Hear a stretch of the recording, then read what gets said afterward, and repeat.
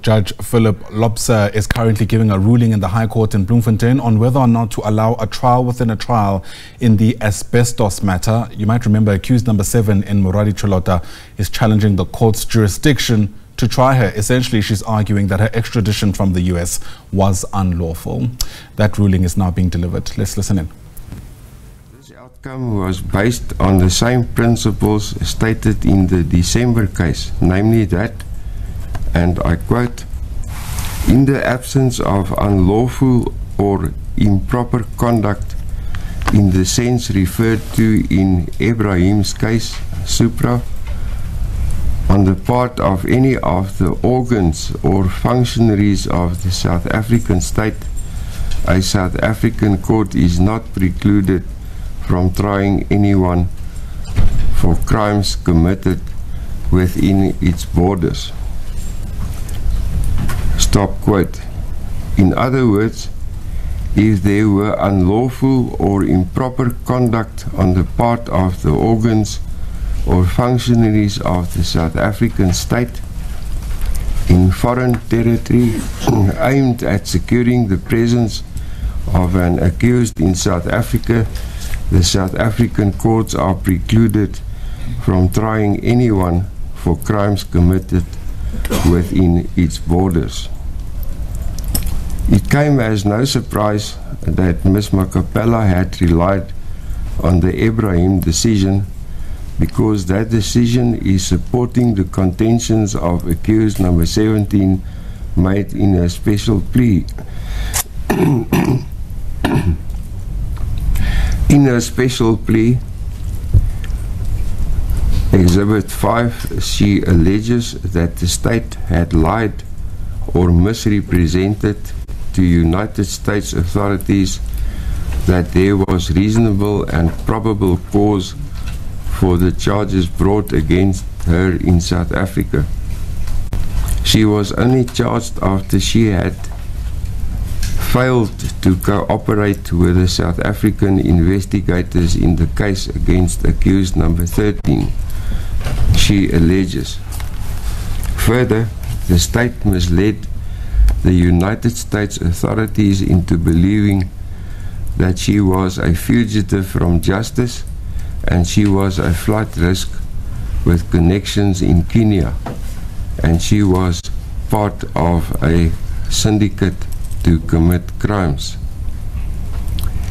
Mr. Denason contended that these allegations could never form a basis for a plea of no jurisdiction, and in his heads of argument he presented many facts and handed in many documents to show that the allegations of accused number 17 are without any substance. In my view, the court cannot have much regard to these facts and documents at the present stage, because the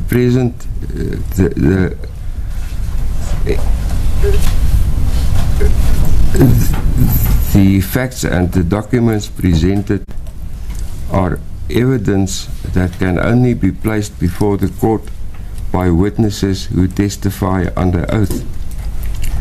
It speaks for itself that the same counts for the plea explanation of accused number 17 herself. Mr. Denason further submitted that the case law referred to so far are to be distinguished from the present matter, because they all deal with acts of abduction committed by South African police officials in the erstwhile homelands like the Transkei or the Ciskei.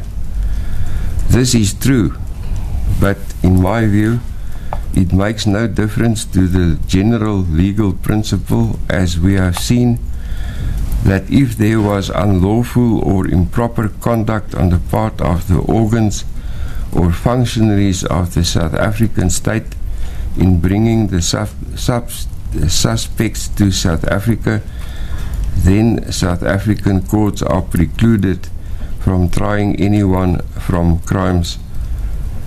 crimes committed within its borders. The question therefore still remains whether the special plea of no jurisdiction raised by accused number 17 should be decided first and separately or not. Having regard to the case law referred to earlier, the norm is no doubt that it should be decided first and separately. The state was unable to refer the court to any specific authority to the contrary. I therefore make the following ruling. The special plea of no jurisdiction raised by accused 17 in terms of section 106(1)(f) of the Criminal Procedure Act is to be decided first and separately before commencement of the main trial proceedings. Thank you.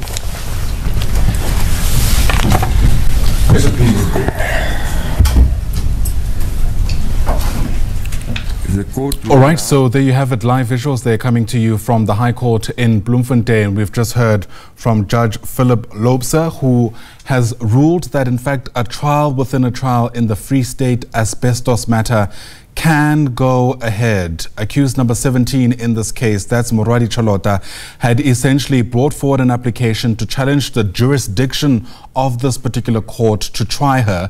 She, of course, is among 18 people who have been implicated in the Free State asbestos saga. I think it's safe to call it 255 million rand contract at the center of it. It was meant to see through to the removal of asbestos roof for about 300,000 houses in the Free State. We now know that didn't happen. But back to what happened today, Moradi Chalota, you might remember, was extradited from the United States in order to stand for this trial. She's now arguing that her extradition was illegal and is asking the court to pause the main matter, if you like, the substance of the case, in order to ventilate that. And that's why we're dealing with a situation where a trial within a trial now has to take place. The judge essentially saying that the state has failed to prove why the court shouldn't pause the main trial to deal with this separately before going ahead. The judge also mentioning that there is, in fact, already jurisprudence, if you like, that points to the fact that, in fact, essentially you need to clear the path for the trial first, even if it means you have to ventilate this in a trial within a trial before you get to the main case. I hope you're following. But it seems, at the very least, there are going to be more delays in this case before we get really to the substance of this contract, which we're told was riddled with all manner of questionable clauses, which is why we are finally in this pace. Edwin Sodi, of course, amongst the people who have been implicated in this, a controversial businessman, as he's referred to. He's pleaded not guilty alongside S. Magashule, former ANC Secretary General, also implicated in this particular case in his capacity as the former premier of the province.